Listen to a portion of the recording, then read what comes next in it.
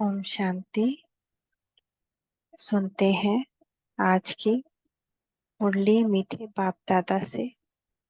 आज सतगुरुवार है और बाप दादा कह रहे हैं, मीठे बच्चे, बाप से सर्व संबंध रखो तो बंधन खलास हो जाएंगे। माया क्या करती है? बंधन में बांधती है। और बाप क्या करते हैं? बंधन से मुक्त करते हैं। आज का प्रश्न है, निर्बंधन किसे कहा जाता है और निर्बंधन बनने का उपाय क्या है? तो उत्तर है, निर्बंधन अर्थात अशरीरी, देह सहित देह का कोई भी संबंध बुद्धि की तरफ ना खींचे। देह अभिमान में ही बंधन है। निर्बंधन अर्थात अशरीरी, हम अपने आप को आत्मा समझें, देह नहीं, तो हम अशरीरी अवस्था को महसूस करेंगे। देह सहित देह का कोई भी संबंध हमें अपनी बुद्धि की तरफ ना खींचे। देह अभिमान में ही बंधन है। देही अभिमानी बनो तो सब बंधन समाप्त हो ही जाएंगे। जो भी बंधन हमको खींचते हैं, हमको दुख में लाते हैं, किसी के बोलने से जो हमें दुख लगता है, किसी के कर्तव्य हमें दुख देते हैं, तो वो सारे बंधन समाप्त हो जाएंगे जब हम आत्मिक दृष्टि का, आत्मिक स्मृति का अभ्यास करें। जीते जी मर जाना है ही निर्बंधन बनना है। बुद्धि में रहे कि अब अंत का समय है, नाटक पूरा हुआ, हम बाप के पास जाते हैं तो निर्बंधन बन जाएंगे। आज का गीत है, जिसका साथी है भगवान उसका क्या बिगाड़ेगा आंधी और तूफान। जिसके साथ भगवान है उसका प्रॉब्लम्स क्या बिगाड़ सकता है? प्रॉब्लम कब बिगाड़ता है? जब हम भगवान को साथी नहीं बनाते। तो भगवान आया है साथी बनने, तो उससे योग लगाकर, उसको याद करके हम भगवान को जब साथी बना लेंगे तो कोई आंधी, कोई तूफान हमारा कुछ नहीं बिगाड़ सकता। तो बाप बैठ, ओम शांति, बाप बैठ बच्चों को समझाते हैं। अब इतने बच्चे हैं तो जरूर बेहद का बाप होगा। बाप समझाते हैं, कहते भी हैं निराकार शिव बाबा। ब्रह्मा को भी बाबा कहते हैं, विष्णु व शंकर को बाबा नहीं कहेंगे। विष्णु बाबा, शंकर बाबा को नहीं कहता है। शिव को हमेशा बाबा कहते हैं। शिव का चित्र अलग, शंकर का चित्र अलग है। शिव बाबा कहते हैं और शंकर बाबा नहीं कहते हैं। तो गीता भी है शिवाय नमः, गीत भी है शिवाय नमः। फिर कहा जाता है, तुम माता पिता, हम बालक तेरे। यह भी समझाना बहुत सहज है कि बरोबर निराकार शिव को ही बाप कहते हैं। बहुत सहज है क्योंकि गायन है, डे टू डे लाइफ में भी हम यूज करते हैं। बहुत अच्छे से समझा सकते हैं कि देखो तुम गणेश बाबा, कार्तिकेय बाबा, विष्णु बाबा, शंकर बाबा, है ना, ये नहीं कहते हो। तुम शिव बाबा कहते हो, ब्रह्मा बाबा कहते हो, बाकी सबको बाबा नहीं कहते हो। तो इससे समझा सकते हैं कि देखो शिव ही इसका मतलब हमारा पिता है। अगर नहीं भी तुमको बाबा आकर बतलाए हैं, ज्ञान नहीं भी मिला है, तो इस व्यवहारिक ज्ञान से तुम जान सकते हो वह भी आत्माओं का बाप। शंकर विष्णु तो निराकार तो नहीं है, शिव को निराकार कहेंगे। मंदिरों में उन सब के चित्र हैं। भक्ति मार्ग में कितने चित्र हैं, ऊंचते ऊंच चित्र दिखाते हैं शिव बाबा का। फिर ब्रह्मा विष्णु शंकर का चित्र दिखाते हैं, उनका भी रूप है। जगत अम्बा, जगत पिता का भी रूप है, लक्ष्मी नारायण का भी साकारी रूप है। बाकी एक ही भगवान है निराकार, जिसका लिंग है, कोई रूप नहीं है, जिसका कोई फोटो नहीं है, लेकिन बस उसका लिंग बनाते हैं। परंतु उनको सिर्फ गॉड कहने से मनुष्य मूंझते हैं। पूछो गॉड तुम्हारा क्या लगेगा, तो कहते हैं फादर। तो यह सिद्ध कर बतलाना है कि गॉड फादर है। फादर रचता है तो मदर भी चाहिए। मदर बिगर फादर कैसे सृष्टि रचेंगे? वह फादर कब आएंगे?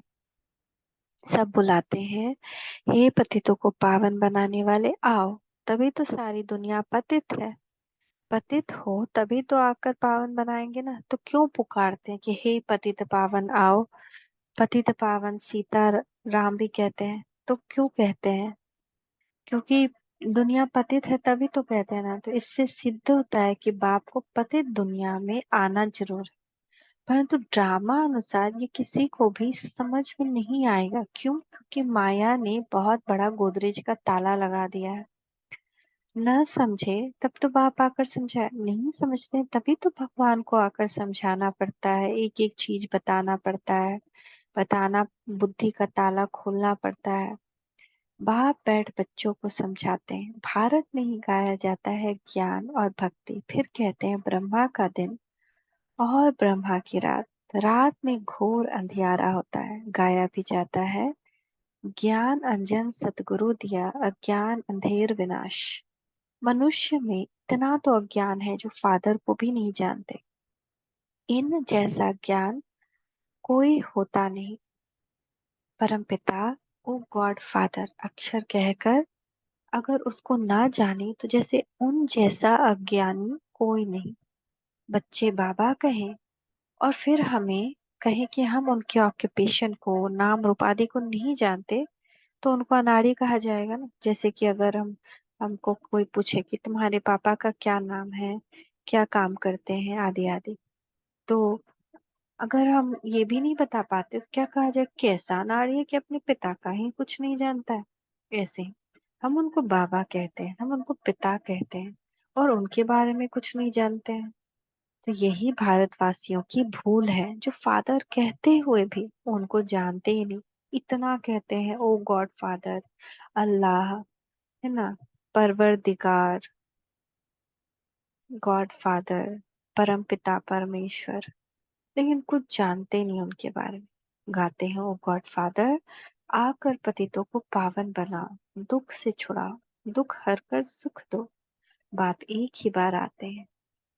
या तुम जानते हो नंबर वार? कोई तो समझते नहीं कि हमको बाप से पूरा वर्षा लेना है। बाप का पूरा परिचय नहीं, इसलिए कहते हैं क्या करें, बंधन है। जीते जी मरना आ जाए तो तुम्हारा बंधन खलास हो जाए। मनुष्य अचानक मर जाते हैं तो बंधन छूट जाते हैं। अभी तो सबके बंधन छूटने वाले हैं। हम सब इस बंधन से छूटने वाले हैं। जब शरीर छूट जाता है तो बंधन से छूट जाते हैं। और जीते जी अगर शरीर, जीते जी शरीर में रहते हुए हम शरीर के भान से अलग हो जाए, अपने आप को सर्व पूर्णतः आत्मा समझे, देखे, जाने, दूसरों को भी आत्मा समझे, देखे, जाने, तो जैसे शरीर में रहते ही ये हमारी अशरीरी अवस्था, तो जीवन मुक्त अवस्था, जीवन में रहते जीवन से मुक्त है। तो तुम्हें जीते जी निर्बंधन अर्थात अशरीरी बनना है। बाप कहते हैं इन शरीर के बंधनों आदि को भूल जाओ, अपने को आत्मा समझ मुझ बाप को याद करो। बाकी बंधन तब लगता है जब तुम देह अभिमानी बनते हो। फिर कहते हो कैसे छूटे? बाप कहते हैं भल गृहस्थ व्यवहार में रहो, परंतु बुद्धि में रहे हमको वापस जाना है।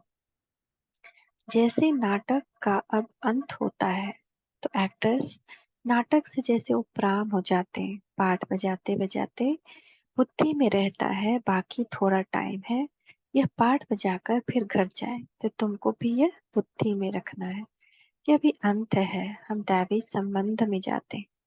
इस पुरानी दुनिया में रहते ये बुद्धि में रहना चाहिए कि हम बाप के पास जाते हैं। गाते भी हैं हम तुम पर बलिहार जाएंगे, जीते जी तुम्हारा बनेंगे।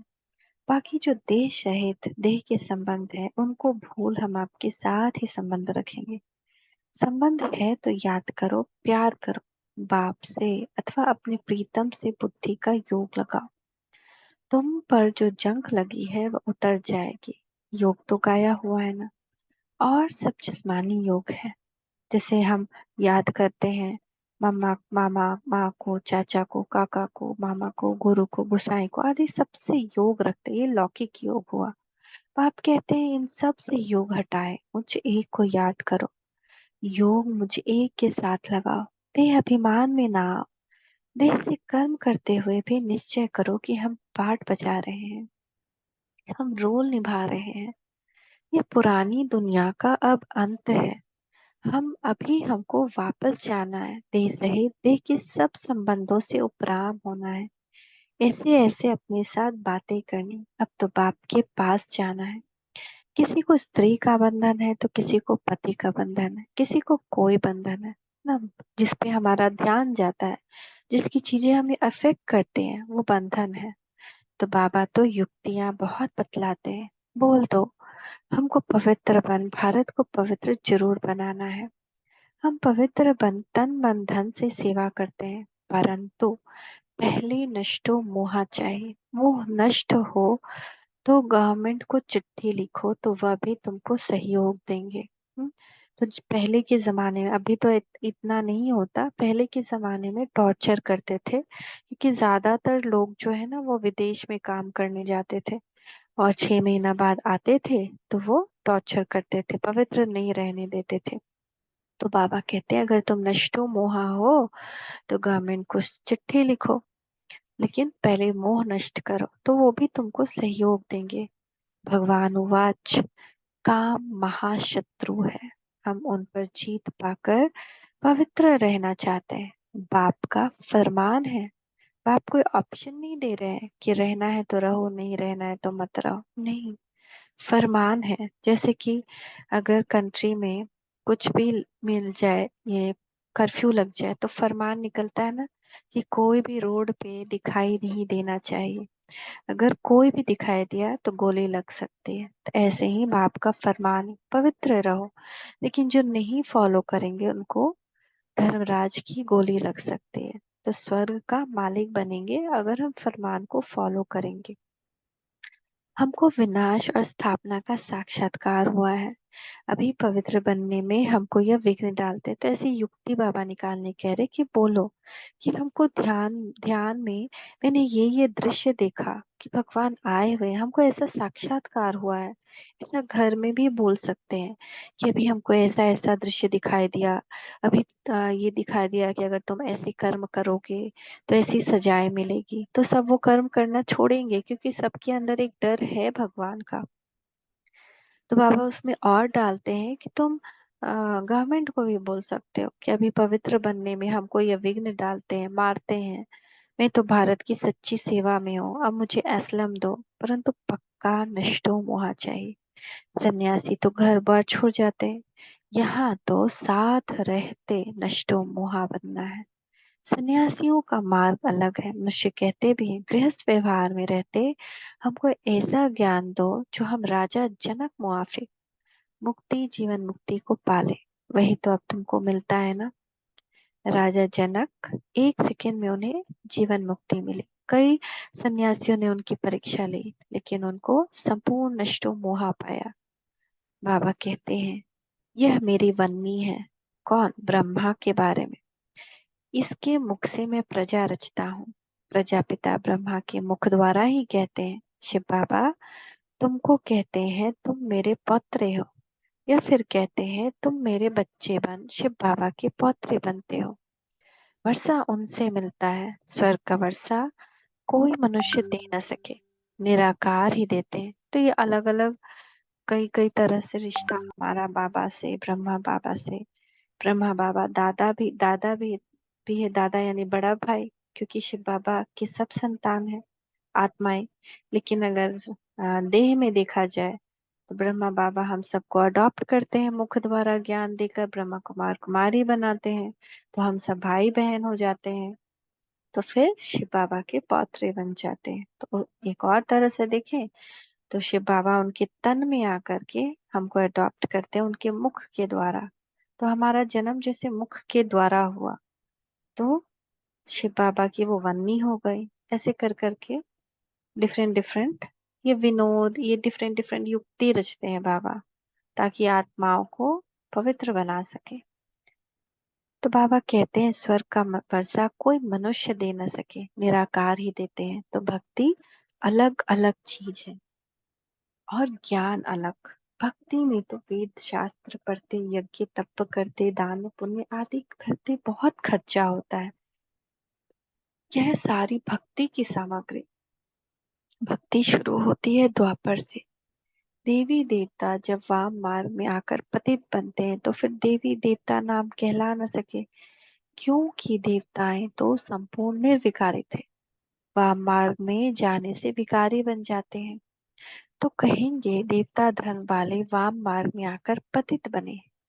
पतित को देवता कह न सके, इसीलिए फिर हिंदू नाम रखा है। वेदों शास्त्रों में आर्य नाम रख दिया है। आर्य नाम इस भारत खंड के लिए। अभी ये अक्षर आया कहाँ से? सतयुग में आर्य अक्षर है नहीं, कहते भी हैं क्राइस्ट से 3000 वर्ष पहले भारत में देवी देवता बड़े समझदार थे। फिर वही देवी देवता जब द्वापर में विकारी बनते हैं तो अन आर्य कहा जाता है। एक ने आर्य कहा तो बस नाम चल पड़ता है, तो सब आर्य आर्य आर्य करने लगते हैं। भारत का आर्यव्रत नाम रख देते हैं, पर ऐसा कोई नाम नहीं था। जैसे एक ने कहा कृष्ण भगवान वाच अथवा लिखा तो बस सब वही मानने लग पड़ जाते हैं। सत्य वचन महाराज। तो गाते भल है शिवाय नमः। तुम माता पिता, परंतु वह कैसे माता पिता बनते हैं, कब रचना रचते हैं, ये नहीं जानते। जरूर सृष्टि के आदि में रचते होंगे। अब सृष्टि का आदि किसको कहा जाए, सतयुग को या संगम युग को? सतयुग में तो बाप आते नहीं, सतयुग आदि में तो आते हैं श्री लक्ष्मी नारायण। उन्हों को सतयुग का मालिक किसने बनाया? कलयुग में भी नहीं आते। यह है कल्प का संगम युग। बाप कहते हैं मैं हर कल्प के संगम युगे आता हूँ, जबकि सब आत्माएं पतित बन जाती हैं अथवा सृष्टि पुरानी हो जाती है। ड्रामा का चक्र पूरा हो तब तो बाप आएंगे ना। तुम बच्चों में बड़ी होशियारी चाहिए, धारणा चाहिए। आप कॉन्फ्रेंस करते हैं कि वेद पढ़ने से फायदा क्या होता है। वेद पढ़ना चाहिए तो क्यों? फैसला कुछ भी कर नहीं सकेंगे, फिर वही कॉन्फ्रेंस दूसरे वर्ष भी करेंगे। फैसला करने बैठते हैं परंतु होता कुछ भी नहीं। विनाश की तैयारियां भी होती रहती हैं। बॉम्ब्स बनाते ही रहते हैं ना कुछ मिसाइल बॉम्ब्स बनते ही रहते हैं, नई नई वेपन्स निकलते हैं। अभी है ही कलयुग, यह बातें तुम बच्चे ही जानते हो। तुम्हारी बातें ही निराली हैं। तुम जानते हो मनुष्य मनुष्य को गति सदगति दे न सके। गाते भी है पतित पावन, तो अपनी को पतित क्यों नहीं समझते? क्या है पतित दुनिया विषय सागर, सब थोड़ी खिवैया बन सकते हैं। अभी तुम बच्चों को वह ताकत आई नहीं है जो पूरा समझा सको। अभी तुम इतना होशियार बने हो, योग भी नहीं है। अब तक छोटे बच्चे के मुआफिक रोते रहते हो, है ना, बात बात पे आंसू गिरता है, रोते रहते हैं ना हम लोग। तो माया के तूफान में ठहर नहीं सकते, तुरंत बिखर जाते हो। तो देह अभिमान बहुत है, इसका मतलब क्या बाबा बोल रहे हैं? अभी भी तुम अपनी को देह समझ रहे हो। देही अभिमानी बनते नहीं, इसके लिए बहुत प्रैक्टिस चाहिए। ब्रह्मा बाबा दीवार पर लिख लिख के प्रैक्टिस करते थे, मैं आत्मा, आत्मा, यशोदा उनकी पत्नी, बच्चों का नाम, ये आत्मा वो आत्मा, सबको बार बार बहुत प्रैक्टिस करते थे। बाबा तो बार बार कहते हैं अपने को आत्मा समझो, अभी हमको वापस जाना है। सभी एक्टर्स जो अपना अपना पार्ट बजाते हैं, सब शरीर छोड़कर वापस घर जाएंगे। तुम साक्षी होकर देखो, है ना। बाबा कह रहे हैं जो सब एक्टर्स है अपना पार्ट बजा रहे हैं, अपना रोल निभा रहे हैं, उनको फिल्म की तरह ही देखो कि एक फिल्म चल रहा है। इस फिल्म में किसका रोल द एंड होगा नहीं पता, है ना। फिल्म में किसी किसी का गेस्ट रोल होता है, किसी किसी का थोड़े टाइम तक रोल होता है ना। कोई पहले ही पूरा फिल्म खत्म होने के पहले किसी किसी का रोल खत्म हो जाता है। तो बाबा कहते हैं इसको तुम नष्टो मोहा होकर देखो, और सब हमारे पास ही नहीं रहेंगे। देहधारी संबंधों में देह में मोह क्यों रखते हो, विदेही बनते नहीं, फिर विकर्म विनाश नहीं होते। तो जब तक हमारी देह से हमारा ये हटता नहीं, विदेही हम बनते नहीं। विदेही की प्रैक्टिस बार बार, ये शरीर बॉक्स और मैं इसमें डायमंड, ये शरीर पिंजरा, मैं इसमें पक्षी, मैं अलग शरीर, अलग शरीर कपड़ा, मैं इसमें आत्मा एक्टर रोल कर रहा हूँ। तो जब तक हम शरीर से अलग नहीं होते हैं, विकर्म विनाश नहीं होते हैं। बाबा को याद करते रहो तो खुशी का पारा चढ़े। हमको शिव बाबा पढ़ाते हैं, कितनी बड़ी बात है। दुनिया में अगर मोदी आ जाए पढ़ाने तो कितना ज्यादा फोटो वोटो लगाएंगे, सब कुछ करेंगे। हमको शिव बाबा पढ़ा रहे हैं तो कैसा शिव का नशा चढ़ना चाहिए। फिर हम देवी देवता बनेंगे जिसकी सब पूजा करते हैं, तो अपार खुशी होनी चाहिए।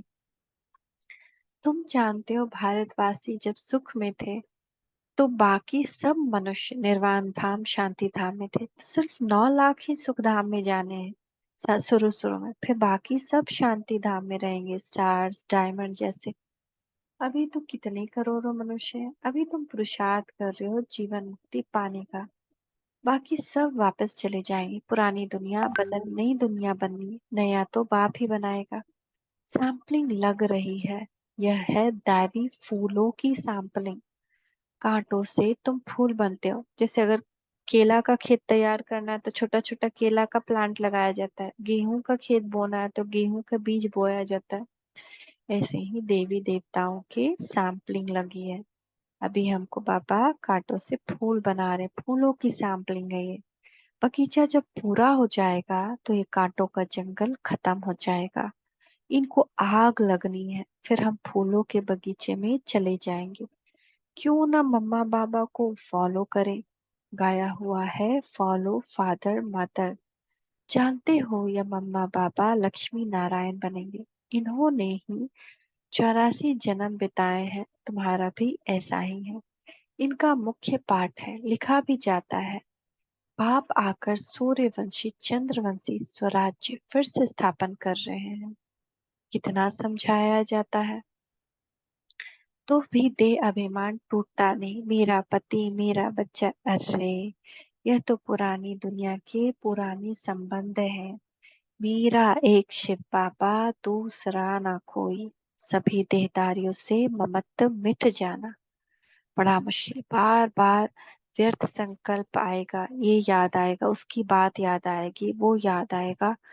बार बार यही मेहनत करनी है, नहीं इन सब को याद नहीं करना। मेरा एक शिव बाबा दूसरा ना कोई।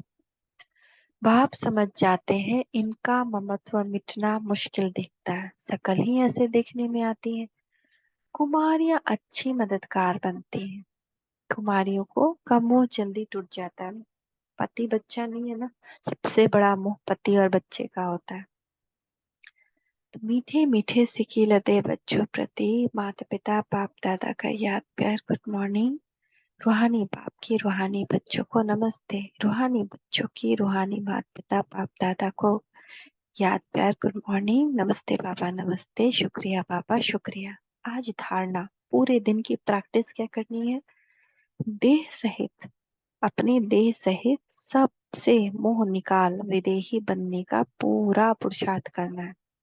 हर एक्टर का पार्ट साक्षी हो देखना है, बंधन मुक्त बनना है, इस पुरानी दुनिया से उपराम होना है, अपने आप से बातें करनी है कि हमें तो अब वापस जाना है।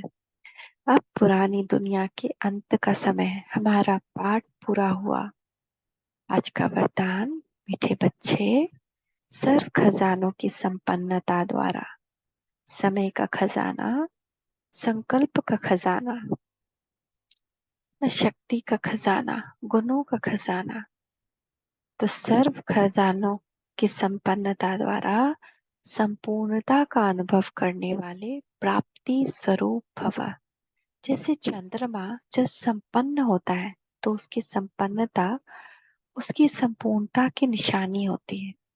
इसके आगे, इससे और आगे नहीं बढ़ेगा, बस इतनी ही संपूर्णता है, यानी पूरा राउंड, जरा भी किनारी कम नहीं होती। ऐसे आप बच्चे जब ज्ञान योग धारणा और सेवा अर्थात सभी खजानों से संपन्न होते हो तो इस संपन्नता को ही संपूर्णता कहा जाता है। ऐसी संपन्न आत्माएं प्राप्ति स्वरूप होने के कारण स्थिति में भी सदा समीप रहती। ऐसी संपन्न आत्माएं प्राप्ति स्वरूप होने के कारण स्थिति में भी सदा समीप रहती। स्लोगन, हमारी दिव्य बुद्धि द्वारा, अपनी बुद्धि दिव्य कैसे होगी? परमात्मा प्रेम में, परमात्मा की सिर्फ याद हो, व्यर्थ ना हो। तो दिव्य बुद्धि द्वारा सर्व सिद्धियों को प्राप्त करना ही सिद्धि स्वरूप बनना है। हमारा अंतिम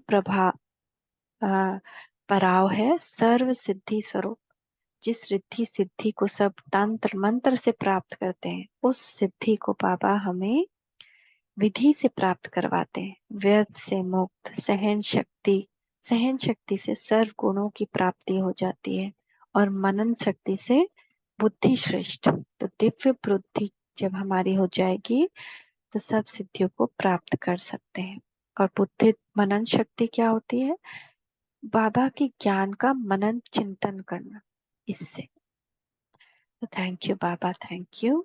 ओम शांति, ओम शांति।